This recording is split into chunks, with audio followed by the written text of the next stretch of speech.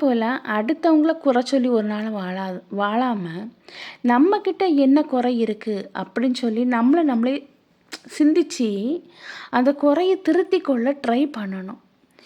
எல்லாரும் இந்த உலகத்தில் பிறந்தவங்க எல்லாருமே நல்லவங்களும் இல்லை, கெட்டவங்களும் இல்லை. ஏதாவது ஒரு சின்ன தவறு நமக்கு தெரியாமல் இருந்துன்னா அதை திருத்திக்கிறது ரொம்ப நல்லது. ஒரு உறவுனாலும் சரி, ஒரு பொருள்னாலும் சரி, நம்மக்கிட்ட இல்லை அப்படிங்கும்போது வலிக்கும். ஆனால் அவ்வளோ கஷ்டமாக இருக்காது. ஆனால் நம்ம கூடவே இருந்தாலும் அது நமக்கானது இல்லை அப்படின்னு சொல்லி நமக்கு தெரிய வரும்போது பயங்கரமாக வலிக்கும். மனசில் வலி எதனால் வருது தெரியுமா? பேசாமல் போகிற உறவு, யாருமே நமக்கு இல்லை, யாருக்குமே நம்மளை பிடிக்கலை அப்படிங்கும்போது நமக்கு மனசில் வலி வருது. ஆனால் நமக்கு யாரும் வேண்டாம் அப்படின்னு சொல்லி யோசித்து பாருங்கள், வாழ்கிறதுக்கு வழி வரும்.